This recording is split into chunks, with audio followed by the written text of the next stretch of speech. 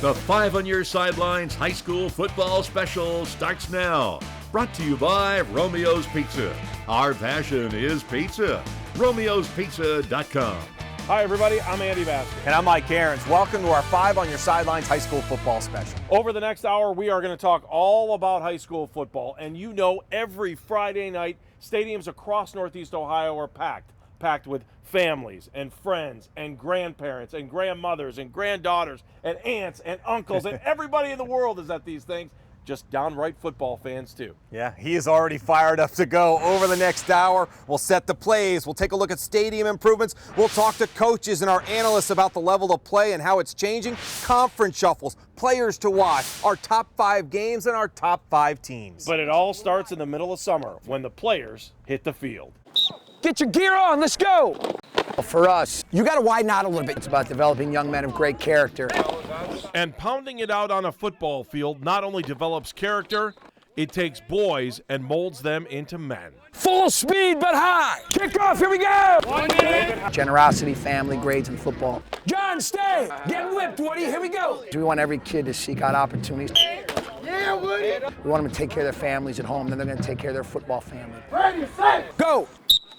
Our teammates were all like brothers. Lift your head up and do it right. You would do anything for your brother. Get him loose! Being around football, You got to have your left foot inside 5 yards. it helped me a lot. Like get better grades in school. It helped me just do better in life because it challenged me just like life challenges me. We want these kids to understand, for those that are unfortunate, don't have their dads around them, we want you to grow up to be better than that. We want you to grow up to become a better father, become a better son, to be a better husband. Let's go! Let's go! Those are the things that matter. Coaches, they're like our mentors. Kids are matriculating on to great places and making it happen. I mean, our bond is like a family bond. He wants us, he makes us bond with each other. We have the chance to teach them about, so when if a kid comes 30 seconds late, you're live in 2 minutes, get your gear on, let's go. They run a lot. I want them to hear my nasty voice in their ear and say, get out of bed, or instead of going out on Friday night or that Thursday night in college and not studying for your test, study for that test, get an A or B, and then go out the next night. That's what we want to have happen. Every season, every team has high hopes, and every kid dreams of victory under the lights. Making the play, making the first down, sprinting into the end zone. For players, they live for the excitement Friday night brings. It's exciting, man, especially when the band's playing and the crowd's yelling. Like, it's exciting. It really gets your heart racing. And that's what this whole program's about, getting them ready for life after. Well, no matter what stadium you go to, when those lights come on, the atmosphere turns magical. Throughout the offseason, schools all across Northeast Ohio have been sprucing up their fields and their locker rooms, like this beautiful field here at Cleveland Heights, to Menor, to Maple Heights, to Westlake and Rocky River, all showing off their improvements this upcoming season. Our Deborah Lee got a first-hand tour of what Willoughby South and East Lake North have done. When the Willoughby South Rebels hit the field for their home opener, their stadium will be sporting a new look. This is awesome. New seating, press box, scoreboard, entrance, lighting, and fencing. This is a far cry from what the stadium used to look like. You can see through all the bleachers. It was just planks of wood. It was see-through. You could just be standing behind watching the game. Atmosphere is definitely going to be better. Just seeing the new stadium when we're out there is going to get us more pumped up, ready to play. The players also have a new weight room, but this isn't the only team in town with new digs. North High, South's sister school in East Lake, marched into its renovated stadium last fall. I think we still have the better field. Sister schools with sibling rivalries, a fact not lost on Willoughby East Lake Superintendent Steve Thompson. We need to balance being fair to one side of the district versus the other side of the district, certainly. And then you also have to balance what are the needs of those facilities or those students versus the needs of these facilities and these students. And they're not always exactly the same, but we try to keep parity across the district. The North Stadium has a new entrance, new visitor stands, restrooms, and this year the refreshment stands will be upgraded. Marching onto any field, you get this feeling in your stomach, like you're so excited and all these people are here to watch you and everyone's cheering for you, but being on a new field and like not having to worry about falling or anything is comforting. We just got to bring more intensity now that we got a bigger stadium. Fierce rivals on the field, but they're also family, the Willoughby East Lake family. And like a family, they're happy that both stadiums got a facelift. It's great for the district, great for the community, for the school district. Now, both of these stadiums are able to sport their new looks because a lot of people stepped up and carried the ball. Deborah Lee, News Channel 5. Another big improvement at many schools for this fall football season, investing in artificial turf. That's what Walsh Jesuit High School did in Cuyahoga Falls this season. Enables us to prepare as we need to prepare. Turf is low maintenance. It doesn't need to be watered or fertilized, and probably the biggest thing for the schools in Northeast Ohio, it never turns into a mud pit. There were times in the past where we would have to cancel games, luckily no varsity games, but we did have to cancel some games because the field wasn't playable after 3 or 4 days of rains. These days, high school fields aren't just for varsity sports. Other sports teams and groups use the field. They get a ton of use, but investing in turf, that doesn't come cheap. From soup to nuts, it was about $1.5 million. That included lights, the track, a new scoreboard, as well as the behind-the-scenes improvements like running new electrical and water lines, all made possible by generous sponsors. We're so blessed by our alumni and our donors, our benefactors, people who believe in the students and want to give them a facility that is indicative of their care and the great kids that we have here at school. Turf is durable. This field should last about 10 to 12 years. And when football practice began this summer, both the coaches and students couldn't wait to get on the new field. We actually had a midnight practice first day of 2-a-days. We did the Midnight Madness thing, started, and there's about 75 people here, and it was just exciting as heck. New fields, new stadium improvements all across Northeast Ohio. It's a part of the feel and excitement that gets everyone pumped up on Friday nights. There's nothing like football here in Northeast Ohio. Amen.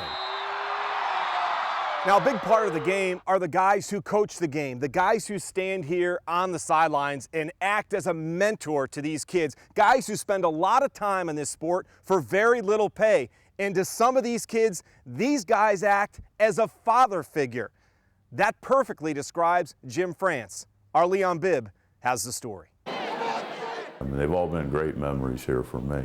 In Manchester, Coach Jim France is a living legend. He's the winningest active coach in Ohio high school football, the second winningest coach in Ohio high school football history.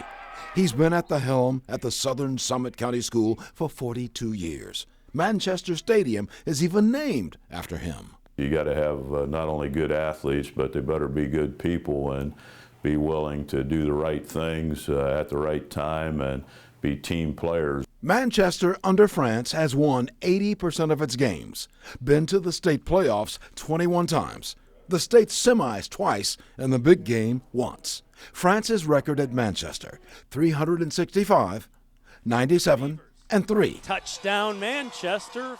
He's not only the football coach, he's also the principal at Manchester. He's held that job since 1985, and he's had an impact on thousands of young lives. You got to set goals for yourself, and you work real hard to try to attain those goals and be a good person, you know, treat other people like you would like to be treated, and usually if you're that type of a person, you know, things will work out well for you and you'll reach your goals. You might say Jim France is old school. Pay a visit to his office and it's easy to see. There's the picture of Woody Hayes on the wall, as well as plaques and photographs of his team's successes on the football field and in life. France is a former Marine. His keys to success are pretty basic. Work hard, using your head, faith, and family. We try to strive that with our football team, you know, that we are a family and you got to look out for each other. And I just think family, other than God, should be your number one priority, and we try to strive with that. It was really a good fit because the kids... Dave DeLugas has returned to coach the Shoremen of Avon Lake. After 21 years, the school's all-time winningest coach retired last season and handed the reins to Larry Laird. But DeLugas didn't go far. He coached the team's offensive line. But when Laird left for a job in Strongsville, DeLugas stepped right back in for year number 22. It's just not the 21 years that I've been as a head coach. I'm a born and raised Avon Laker. I have a lot of pride in the community, in the school system, and in the football program. You know, a lot of the guys that taught me gave me my base of what I'd do as a coach, and I certainly didn't want to see it fall whatsoever. Run! Pass! Now with Laird gone, DeLugas needed an offensive coordinator. Let's go, huddle, red. So he reached out to longtime friend and former Midview head football coach, Bill Albright. The day that they told me that I had the job, 15 minutes later, I was on the phone to Bill. What can you say? He's a gentleman. He's got all kinds of experience. He's been an offensive coordinator and on the offensive side of the ball almost his whole life. All right, Brian, let's go with Anthony. He brings experience. He brings a lot of confidence in what he does. He's got a very analytical mind as far as his offensive concepts go. He likes to win.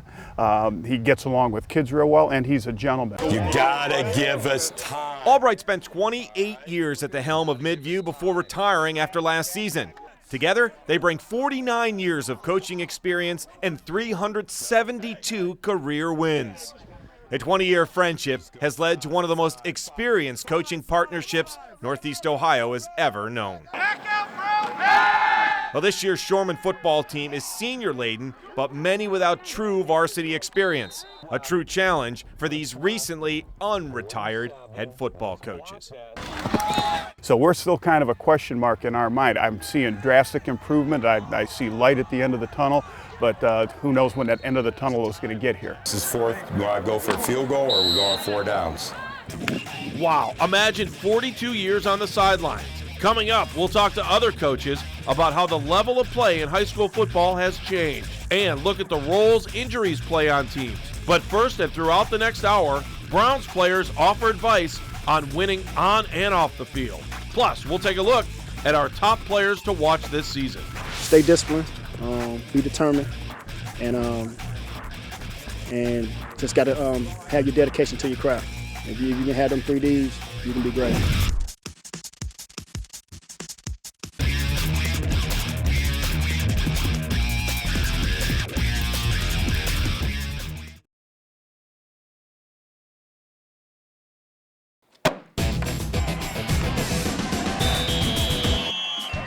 We're inside the huddle now. We're talking with Ted Ginn, head coach of the Glenville Tarblooders. Always a pleasure to talk to you.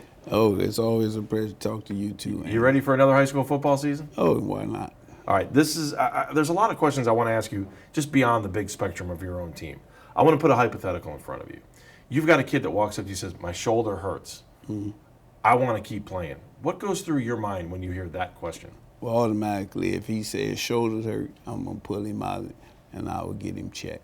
How hard is it, though, when the kid says, or when you see a kid get hurt during the game and he's like, Coach, you are not taking me out of the game.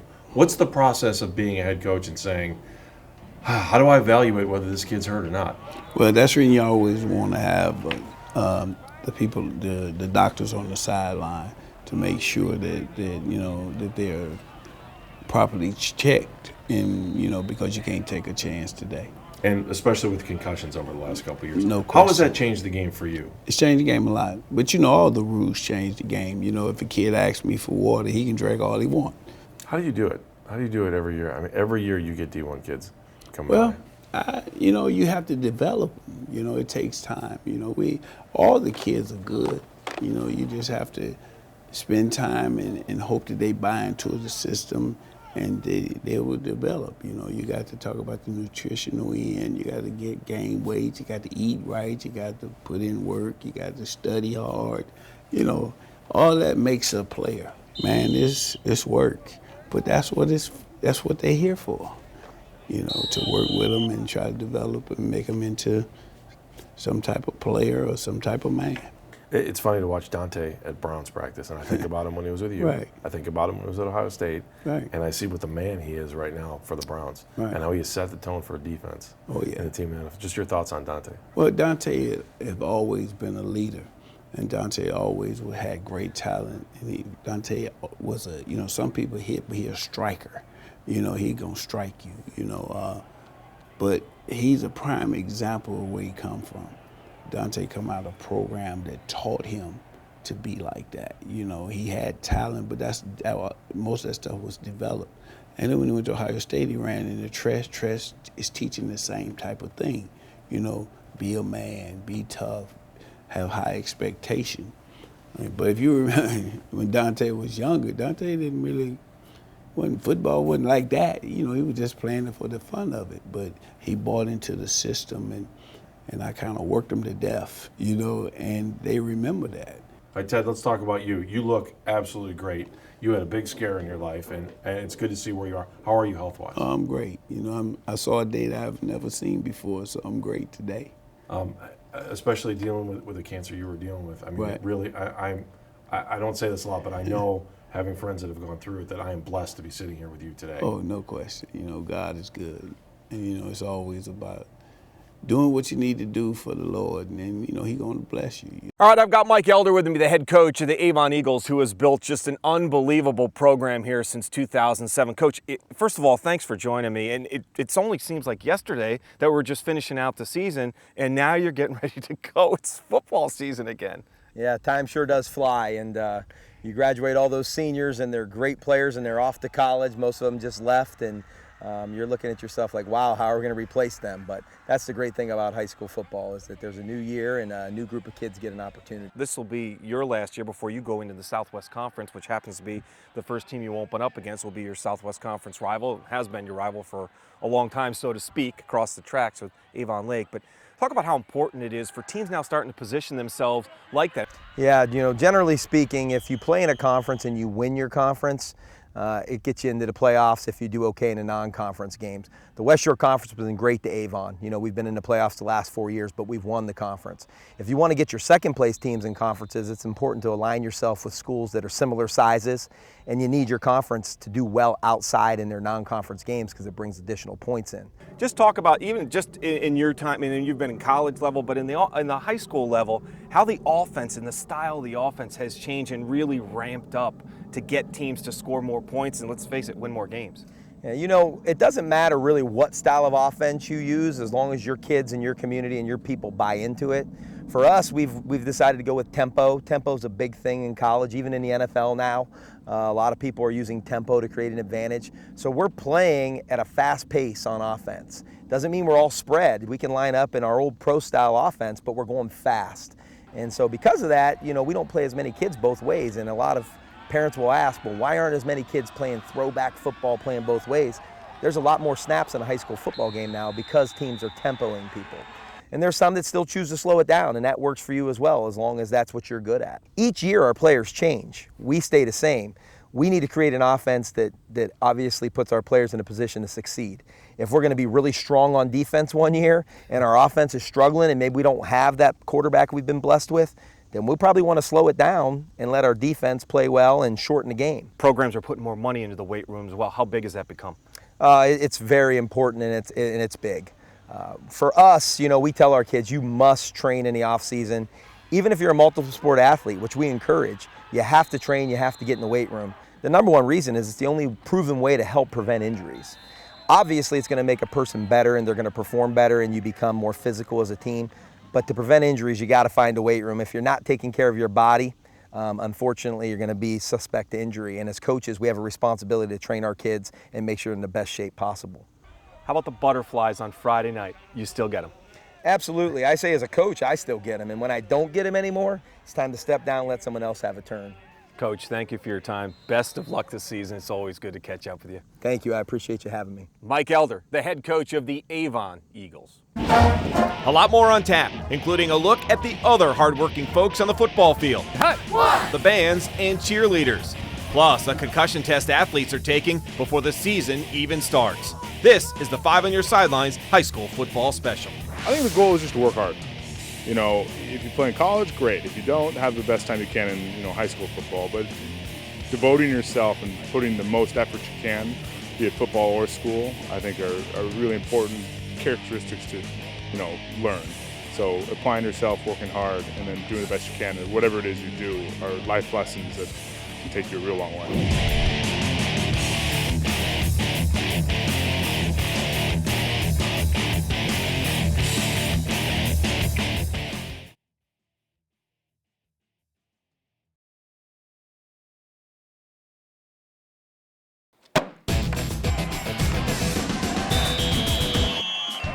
Well, no matter what the sport is, you never want to see a student athlete get injured out here on the field. But let's face it, in high school football and any sport, injuries are a part of the game.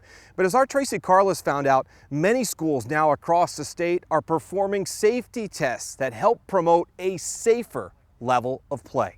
Early on in the season, we see a lot of muscle strains, hamstring strains, hip flexor strains. Kristen Camp is an athletic trainer at Cleveland Heights High School. The biggest part of athletic training is we like to reduce and prevent injuries from happening. Come on, guys! But the reality is with contact sports, kids get hurt and some end up with concussions. So schools are now giving all athletes a test called Impact. It's a concussion baseline test that's taken online way before the season ever starts. If an athlete gets hurt, the tests give athletic trainers and the kid's doctor a base to work with to get them back on the field, but only when it is safe to do so. There's a lot of things that the test consists of, a lot of memory, like word recall, reaction time. A lot of times when a kid gets a head injury, you ask them symptoms and they say, well, I feel this is what's happening, but it's all subjective. So this gives us data so we can actually see what's going on with the brain and the healing process itself. Trainers spend a lot of time with kids and really get to know them. Kristen says it is not uncommon for kids to try and hide an injury because they don't want to sit on the sidelines. But because of the closeness between trainers, coaches, and athletes, not much gets by them. You can kind of pick up on whether they're acting themselves or not acting themselves. Longtime Glenville coach Ted Ginn Sr. agrees. I don't put a kid's injury in front of the game. The old style of coaching is over. You know, it's not that, you got to be tough and this, that, and the other. No, you got to be careful. On your side, Tracy Carlos, News Channel 5. There are some 36 schools using the Cleveland Clinic's concussion test. Now, some things that are always stressed by high school football coaches: respect for your fellow players and respect for the other teams. And respect is really what it's all about. Treat others the way you want to be treated. And as Chris Flanagan reports, that caused 2 standout players to issue a big-time call-out. It takes a man to respect women. It takes a coward not to. The call-out by standout players Jerome Baker of Benedictine and Alex Stump of St. Ed's was for area football players to take a pledge to treat women with respect and stand strong against sexual assault and violence on women. If you hear someone making negative remarks about women or girls or gender-based jokes, will you speak against it and not participate in or encourage such acts? I do. Cuyahoga County Prosecutor Tim McGinty was one of several people who spoke to almost 36 area players who came together recently to take the pledge. McGinty told them that research shows the best antidote to violence against women is men who step up and tell their peers that physical and sexual violence against women is wrong. Don't sit silently by if someone is bragging about some abuse to women. Speak up. Will you demand that your school abide by laws for student education on sexual assault, teen dating violence, and/or acts of disrespect or bullying toward any group of people? I will. Former Browns head coach Sam Ritigliano also gave the players some perspective, telling them that as football players, they are looked up to and they need to take that seriously. Talent is God-given, but character is a matter of choice. Will you hold your teammates accountable and expect that they will hold you accountable to promote actions, beliefs, and attitudes that are respectful towards women and girls, both in and outside of their presence? I do. Players we talked to thought this was a step in the right direction to put a permanent end to violence against women. I thought it was very important to get this message across to everyone. It really stood out to me how awareness is power to people, and when you spread awareness, it gets people talking about it. It's kind of amazing how simple, when a lot of people actually take a stand as a group, it changes a lot. You know, many kids that play on these high school fields like Cleveland Heights right here, they have dreams of making it big. Not only playing on Saturdays in college, but one day on Sundays in the NFL. Yeah, and for the NFL guys, for them, they always have a smile on their face because it helps them relive their days out here on the high school gridiron. Plus, there are others that step onto the football field and just get that adrenaline rush. You know who they are. The band members and cheerleaders. A look at the roles they play when we come back. Play hard. Play every down like it's your last down. Take nothing for granted.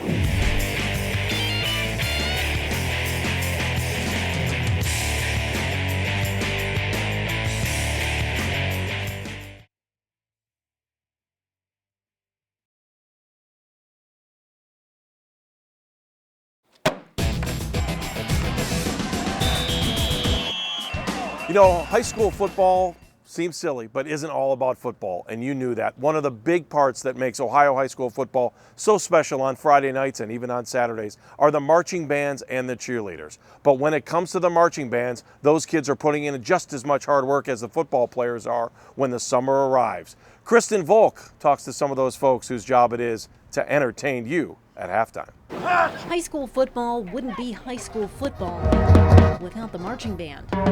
We're cheerleaders with instruments. 1, 2, 3, 4. Lakewood High School has 136 members in the marching band, and they are all volunteers. There's no school credit, and band members are here because they want to be. Kids are given huge responsibilities. You feel a lot of power, and you also have a lot of responsibility, like directing the band, making sure everybody knows what they're doing. You always have to be looking in your peripheral vision to see other people, make sure you're in line. And just like the football players, band members work hard too. It's no easy feat, playing and marching. Get our lips moving, get our hands working. They go to 2 weeks of band camp, then there's summer rehearsals. And when school starts, they practice at 7 a.m. 3 days a week. Plus, there's night practice. And then they perform every Friday night game. If we don't stretch out, we could hurt ourselves in the same way that athletes would. We have to run around, take laps so that we can prepare to put on the best show that we can. And weather? What weather? We say there are 3 marching band seasons. There's sweaty marching band season, freezing marching band season, and when is marching band season. There's nothing much better than being with friends while playing an instrument that you love. You can just feel the adrenaline pumping in your veins, and you're just waiting, and you hear the drums go off, and you turn and you pump your knees and run, and you just scream and run onto the field, and you're just so excited. Like, I love band. It is my life. On your side, I'm Kristen Volk, News Channel 5. M-U-S-T-A-N-G. Good, nice and sharp. Mustangs go! I'm John Kosick. High school football also wouldn't be complete without the cheerleaders on the sidelines. We're like the main spirit leaders inside the school. We support our team and we encourage them to do their best, and we're always there for them, win or lose. Mustangs in the crowd. Gone are the days when being a cheerleader only involved the popular or prettiest girls. These girls are athletes. Green and in the crowd. Yeah, we do a lot of physical things. Like, if any of the football players or the volleyball players or anything tried to do some of the things we did, I don't think they could do any of the things we could do, like the flips and stuff. M-U-S-T-A-N-G. Smile! And they work out all the time, and some of them are on several cheerleading squads, so they're really fit and they're ready to go. 1, 2, 3. And just like any other sport, injuries can happen. We actually had a girl last year at the first game who fell in her tumbling and ended up with a concussion. It's 2014. Cheerleaders just don't entertain crowds at games. They also have to engage the fans. So we have cheers where we yell green and white, and then they'll yell green and white, and we just try to get them involved in the game and get psyched about the game. You know, we throw out t-shirts, we throw out prizes, we just get them involved. And just like the football players, cheerleaders form strong bonds on and off the field. We're squads, we're like sisters, we're practically family, we've spent years together. So we like to encourage that we are a team and we always stick together. When the freshmen come in, we basically take them like under our wings and we just help them out to make them more like involved in the family that we have. And then come Friday nights. It's awesome to see how many fans we have every single weekend, even away or home. It's great. We're cheering for the football team and the crowd just goes crazy and they get really involved and it's just really exciting. We started from the bottom. It's so much fun. To the top, green and white, we just won't stop. Mustangs.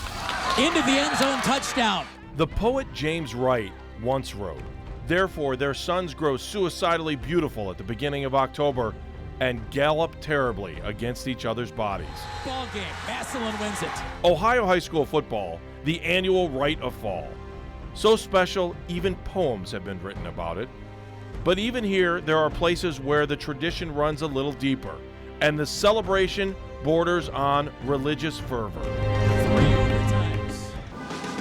One such place, Massillon. I just think, whoa, this is the birthplace of football. Stop by the local hair salon, and the people are talking Massillon football. People like Jerry Howe, who played for the Tigers from 1948 to 1950. Is there any place like Massillon? Not in this whole country. We are football. Massillon has been playing high school football for a century. Paul Brown got his coaching start here, the stadium named for him. The Tigers have 23 state champions and 9 national titles to their credit.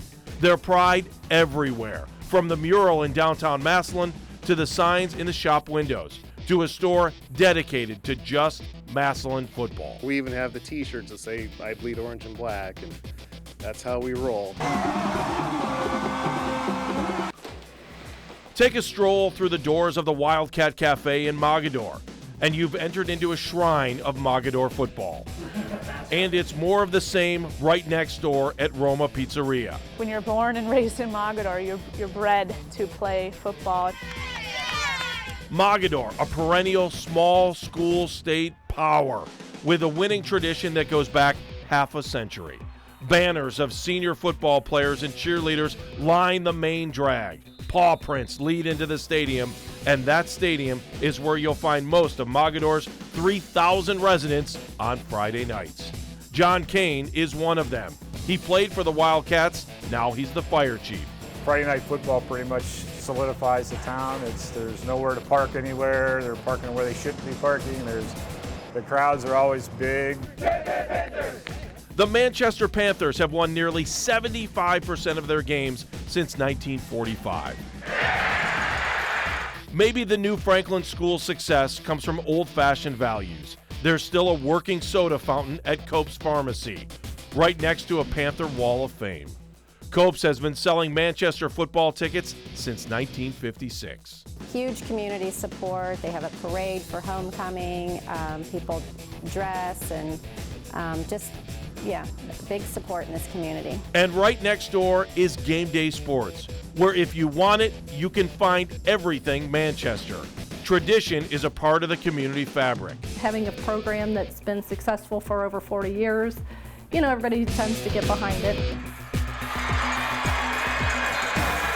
Now, for NFL players like Jason and Travis Kelce, who both played here at Cleveland Heights and are both playing on Sundays now, the dream has to start somewhere. We talked to a few of the Browns about their high school memories. There's so much more to the game of football than just inside the lines during practice. It's, of course, the weight room and the studying aspect that goes into the game. And I learned that a lot, once I got to the college and the professional level. But the times have changed, and those assets are out there for these young people. And if they just want to take the time to dive in, to be a great athlete, and for me, it was setting myself apart.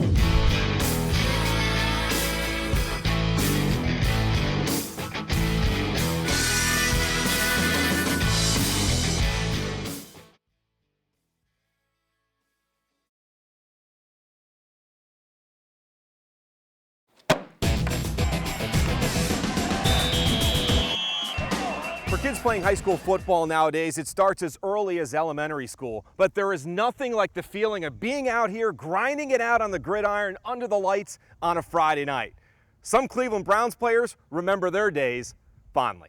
Tell me your most memorable moment of high school football. My most memorable high school football experience. I said my favorite memory. One of my favorite memories.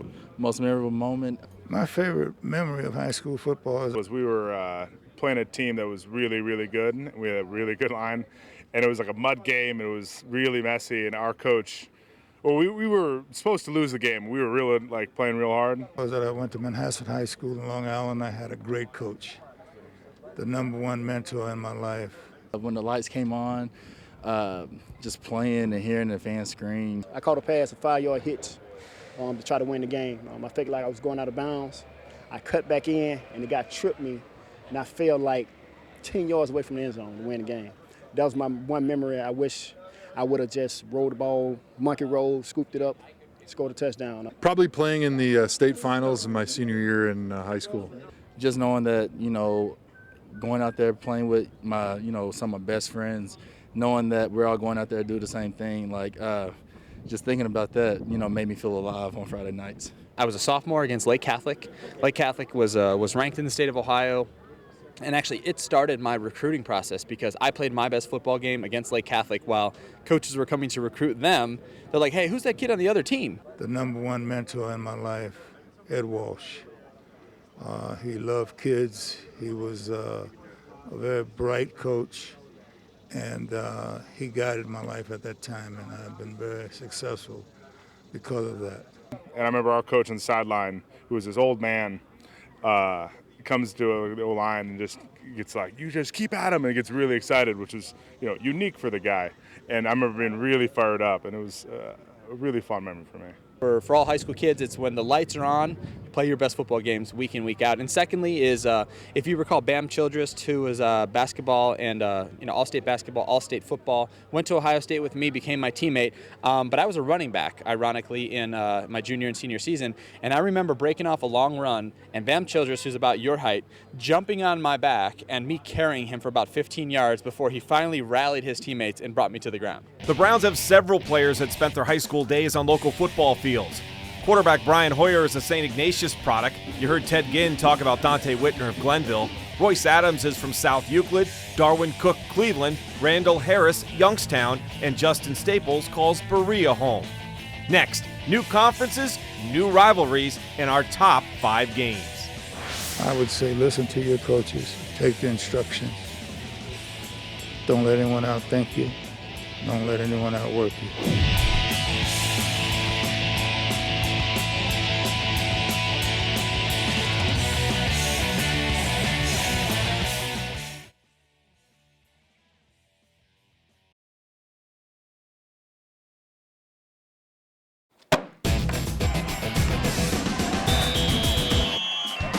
Welcome back to our high school football special. Joining us now, our high school football analyst for STO, for Fox, for Time Warner Cable, former quarterback at John Carroll, my good friend Ryan Cavanaugh. Rhino, a lot of conferences, this is the final year for some of them, like the West Shore Conference collapsing. Hard to believe. A lot of those schools going into the Southwest Conference. But talk about teams now playing, you hear so much about these non-conference games to start the season. How important is it to get the right non-conference games to get you going to your conference schedule? Well, because of the playoff points and the playoff implications of games, it's very important. And for that reason, a lot of teams are having trouble getting teams to play them.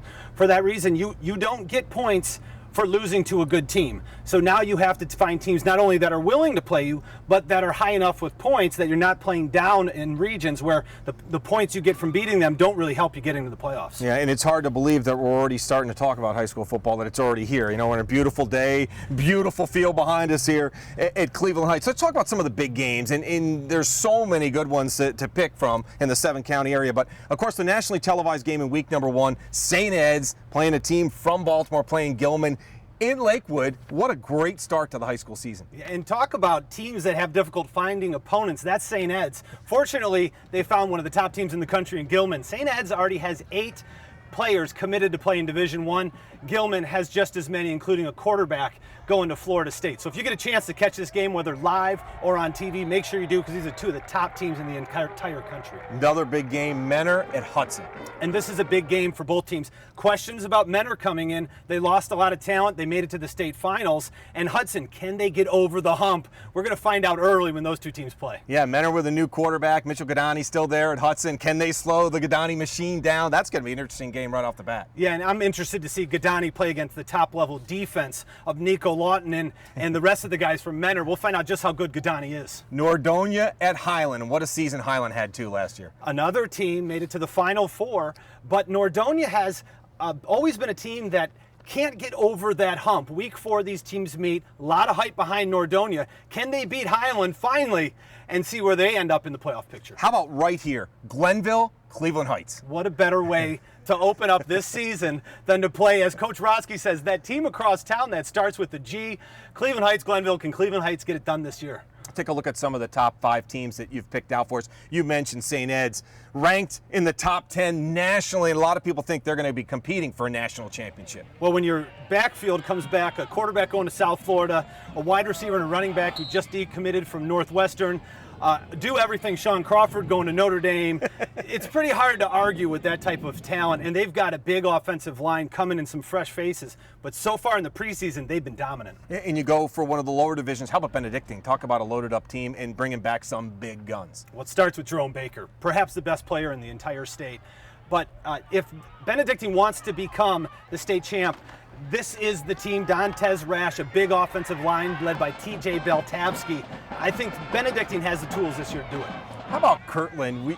It just seems like, Tiger Laverty just rolls another class in and they're competing for a state championship. Yeah, it's the program. And Division 6 is Kirtland's division until somebody beats them. They have players, the linebacker Matt Finkler, Sam Skilgen, their quarterback, and the running back Andy Hess, but it's the program and it's the system of Tiger Laverty that makes them so good each year. Now, I asked you to pick out some teams to watch, and this is a team that started to get on the radar last year in Rocky River. Yeah, I really like what they have in the offensive backfield. Matt Lowry, Patrick Connor, the wide receiver, and the quarterback Lowry, 2 first-team All-State guys. Defensively, Mike, they let 4 teams score 50 or more. If they can shore up that defense, we're going to see a lot better than the 4 and 6 they put up last year. You and I talked about this guy a lot out of North Ridgeville, Run DMC. Oh, Demario McCall, only a junior. He had 1,500 yards and 25 touchdowns. And the thing about North Ridgeville, they bring in a head coach, the defensive coordinator from Massillon last year. So we'll see if he brings that winning attitude to North Ridgeville. You picked out your top 5 players of all the guys, the list that you gave us. Which guy do you think could be the standout guy and have the chance to be the #1 guy in the state? It's Jerome Baker. On his way to Florida. Stats don't mean anything. You have to see this guy in person. If you're going to see one player this year, head to Benedictine, check out Jerome Baker, because before long, not only on Saturdays, you're going to see him on Sundays in the NFL. Great stuff, as Thank always. you, Mike. Ryan Kavanaugh, our high school football analyst. When we come back, much more to come here on the McDonald's 5 on Your Sidelines high school football special. We'll be back after this timeout. The best advice that I could give to a high school kid today would be to play as many sports as you can. Don't specialize yet, and just enjoy your time in high school.